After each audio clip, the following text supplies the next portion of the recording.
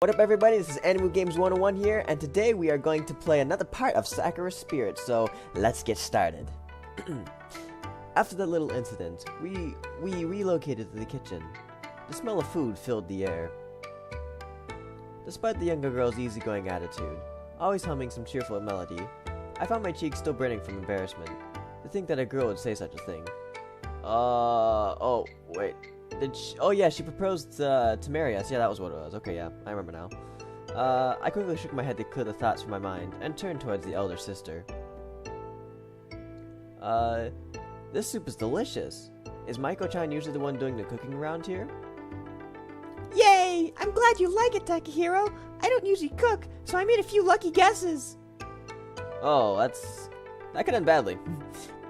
It is rather delicious, Maiko-chan. Perhaps you could do more cooking from now on. It would allow me more time to lounge around. Oh, is she lazy? Nothing wrong with that, I guess. Well, the first step is to getting your wedding sash to become a good housewife, and that includes cooking. Oh, is he giving her tips? Honest? Oh. Okay. I added this with a bit of amusement, following Machiko's comment. Okay. I took another sip of the soup. For a few lucky guesses, this dish had turned out pretty well. Okay. That's true. I'll learn how to clean, and I'll cook for you, and I don't know what else, but it'll be fun learning. Ah, she's nice and chipper. I like it. Oh, and I just noticed she has bells for her hairpins, hair dyes. I don't know. Maiko, you should stop that. You know very well it would be pointless for you to marry him. Only the villagers know how to craft a wedding sash, and we both know this will not happen. Oh, well, it's the thought that counts. I see nothing wrong in it. That's not necessarily true, Machiko-san. Why does he call her San and call her Chan? Okay, I'm not exactly sure. It only becomes more evident that you are not of this world, Taka-kun. The villagers do not tolerate our existence. They despise us. We can never ask such a favor of them. All we have to do is find some way to make the villagers accept you, but I guess we'll need to learn more about the village itself before we can do that. That's true enough. The pale-haired woman shook her head slowly, her ears flattening against her head as she did. Aww.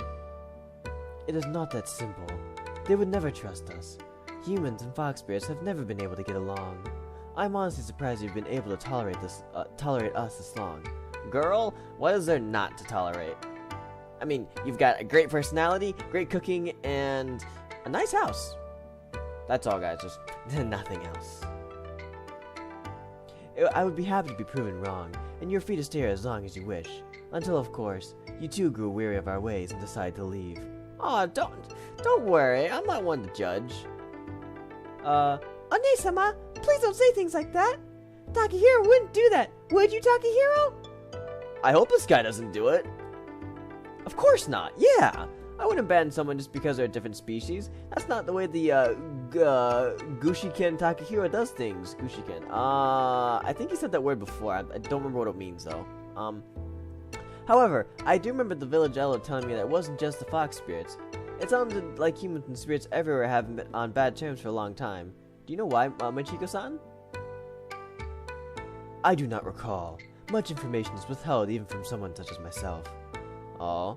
Most spirits keep to themselves these days. There are a few exceptions. The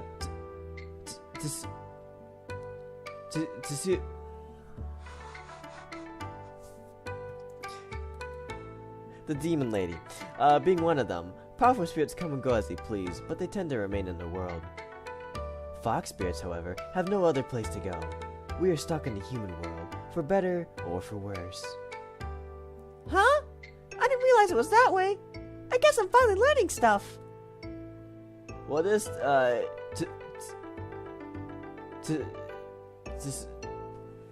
why can't I say her name? It's Sayuri.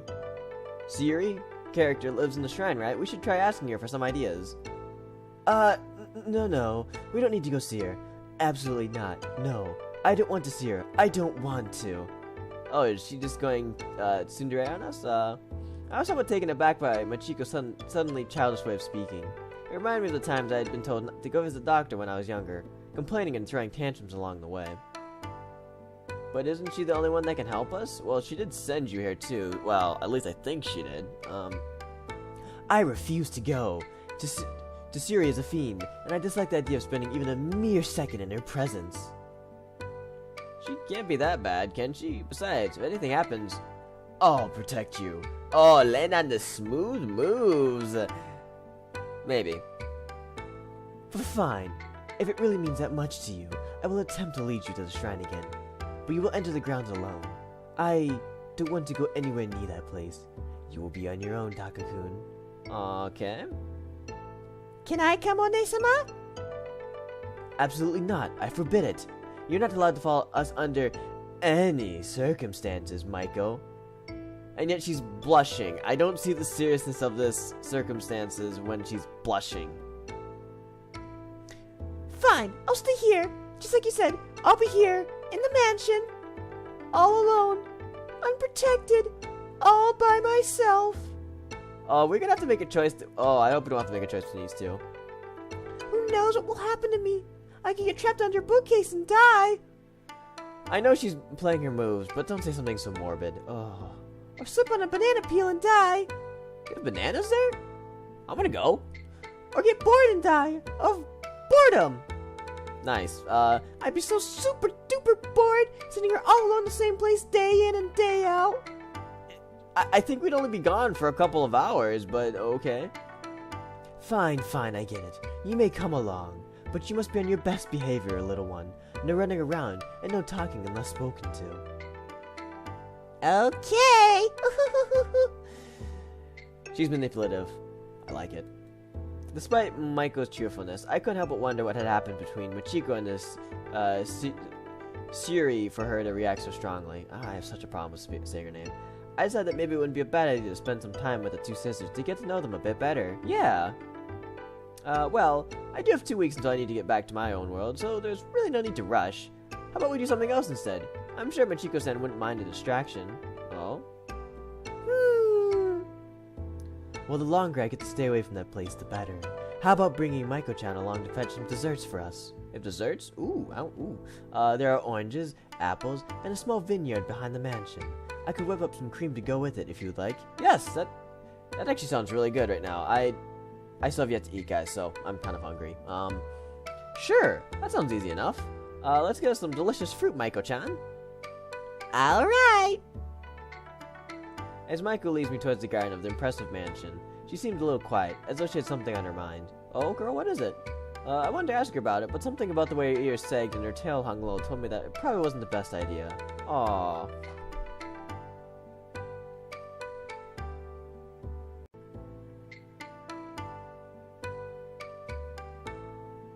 I decided I would try to cheer her up. So, which do you prefer, Maiko-chan? Apples, grapes, or oranges?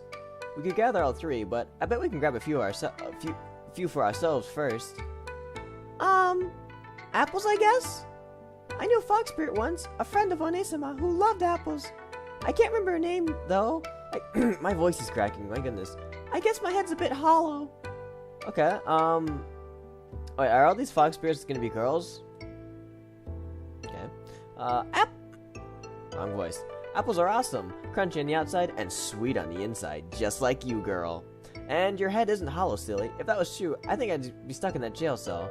That's very true. I know magic does not, well, I don't think it exists, but you can't be hollow to pull that stuff off. One-sama did most of the thinking, though. I just sort of went along with what she said. No, okay. Well, someone has to take the lead. Besides, I'm so grateful for your help with the same. How about... I playfully flicked Maiko's forehead with a grin. I'm spitting. See? Doesn't sound hollow at all. I'm sure there's plenty of clever thoughts in that pretty little head of yours. Oh, he complimented her. Ow! Meanie! Oh! That face, though. Oops. Now, you know I'm right, at least. Anyway, let's get these apples, shall we? Okay, I'll get them. I'll get them. You go grab that basket over there. Okay. Alright, let's get down to business. Feeling hyped, I went to grab one of the baskets stacked nearby and returned to Mike, who had started climbing one of the trees. Okay. The girl looked accustomed to climbing, but her small hands had me a bit worried. Hanging from the branch with just her legs, she checked to see if the apples were ripe. Wow, that's impressive. I don't have that type of leg strength. Maiko-chan, be careful, you might slip. Ow! Oh, did she fall? Oh, she threw an apple at me. Okay, the girl had thrown an apple at me, and while my reflexes let me catch it with ease, the force behind it still stung my palm a little. Oh, a fastball. Of course, I did exaggerate a bit for the girl. Okay. Haha, I'll be fine, Taka-kun. I've been climbing these trees all my life. And how long have you been living? Actually, don't ask a girl her age. You'll get punched. Even the most experienced climbers end up running into trouble if they aren't careful. I smiled weakly at the girl's excited attitude, placing the apple I caught into the basket. You don't know what you're talking about. I'm a fox spirit. I'm super careful. Watch. I'll grab the apples near the top. And she's gonna fall, I bet you. Wait, Maiko-chan. Unless you can fly, I don't think you should go for those. Yeah, the branches usually get smaller in the trees. Fly? I can't do that, silly Taka-kun. Who ever heard of a flying fox spirit?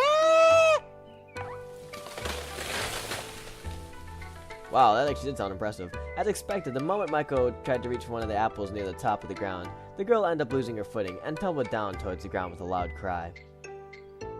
Maiko! Ooh, that didn't sound good. My reflexes quickly kicked themselves into gear, trying to catch the girl before she hit the ground. I honestly don't know how well that would work. I feel that if you didn't do it right, you'd get crushed underneath the person. I don't know. I haven't done that before in my life. Unfortunately, I didn't notice the apples scattered around the tree, and as a result, ended up tripping over them. I managed another few steps, and was able to catch Maiko before I dropped to the ground. My head was throbbing once I had recovered from the fall. I tried to sit up, but found myself held down by a small but substantial weight. Don't call her fat, buddy. Opening my eyes, I looked to see Maiko sitting on my lap. Oh, wow. How do I do this?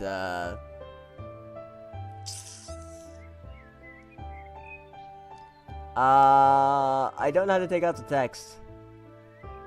Oh shit, it's under help.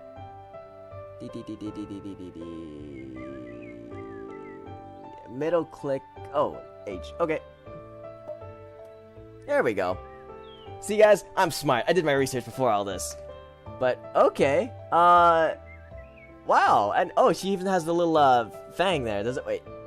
I thought fangs were associated with tsunderes, and she doesn't act like that way. Maybe it's because she's a fox spirit? Okay.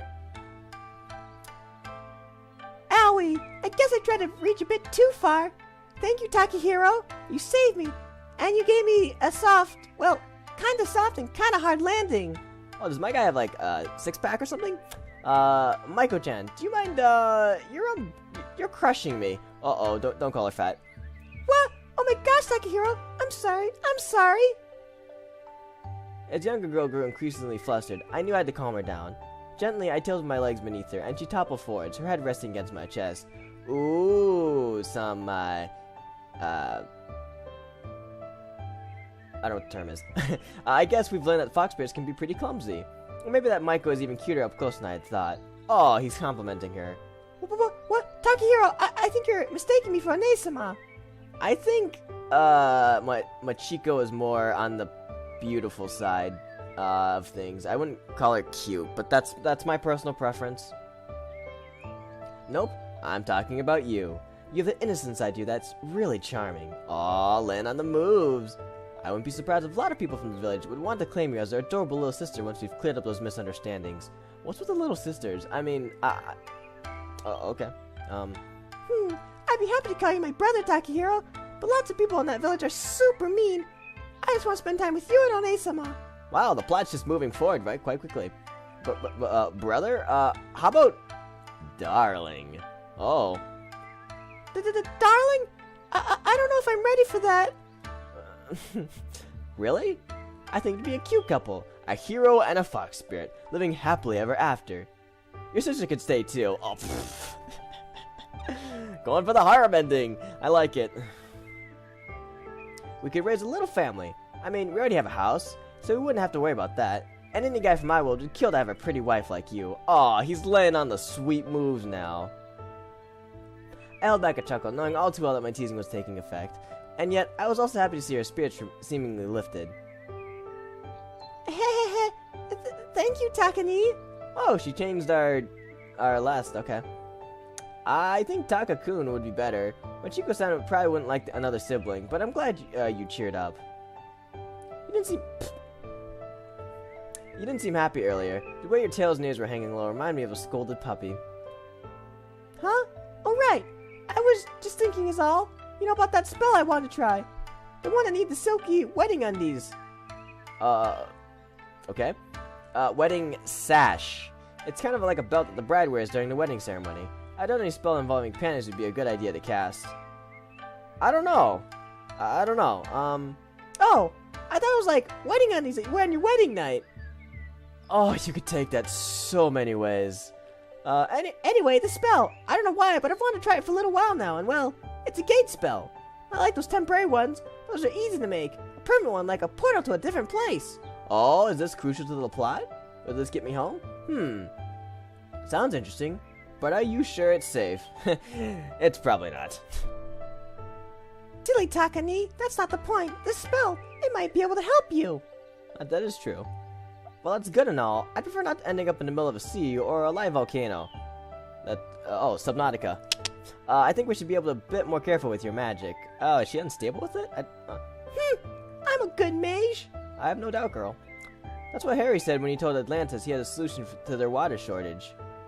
Harry? Okay. Huh? What's Atlantis? A legend, as far as I know. I don't know. Maybe it's real. I don't know. A city with high ambition sunk into the deep due to poor management. Anyway, I think it's better if we get an expert's opinion before we try anything. We're going to visit this Tsuri anyway, so she'll be able to tell us if your spell will get me home. Okay? Wow, but Tsu-chan told me I shouldn't use magic at all. She said it was only for her to use or something. Maybe she had a reason for saying that. Like, maybe, I don't know, do spells have side effects? You're just like Onesima. She forbid me too, but I showed her that spells can be helpful and that I can control them, so she let me do more research. I'm not stopping you, I'm just curious. I'm not gonna go throw spells around like they're nothing. I'm not a dumb little kid. I'm not gonna do anything. Besides, you seem old enough to take care of yourself. Not that I know how old someone like you might be, but... Oh, are we gonna get our age? We go to the dark side of magic. In most stories, magic usually comes with a price. So like, what would you do if magic gave you a terrible tummy ache, or headaches, or worse, diarrhea? You saying this to a girl? He's got some balls. Then you better prepare a gate spell to the nearest bathroom. I do get headaches, but those aren't really all that big of a deal, and I get to do a lot of things for Onesima. I'm not gonna change that ever, so there. Heh. I already said that I wasn't gonna make you do anything. However, what you do needs to change is the fact that you're straddling me and you're rather close, so I'd appreciate it if you could get off. No, stay right where you are. But, yes, anyway, sorry. But you're so warm and soft, I just want to curl up and sleep on you. Go right ahead. What? Don't fall asleep on me. Just kidding. I wouldn't do something like that out here. Maybe tonight, though. It's only fair since her name is Onesima got to do it, but more importantly, dessert! I don't know, with her voice, I feel like my voice is on the verge of cracking. We need to get back inside. Onesima's probably wondering why it was taking so long. I couldn't really argue with the girl's impeccable logic. With a smile, I helped the girl to her feet and gathered the few fallen apples into the basket. We returned to Machiko and enjoyed our dessert together. It wasn't too long after that Michael started to get sleepy, so Machiko took her to bed, wishing me a good night. The next morning. ... Don't you just love waking up to ... I actually wake up to an alarm, but... Holy crap, how many dots are there? I woke the next morning with the sun filtering into the wooden blinds, yawning loudly. The girl was very gracious to give me the entire room to myself, and it was certainly a lot bigger than my room back home. Oh, there's this bed, too. Cool. Well, anyways, guys, I think I'm gonna leave this episode here. Thank you guys for watching, and leave a like if you did, and I hope to see you guys in the next episode, whenever I come out with it. So, yeah, I'll see you guys later. Bye-bye!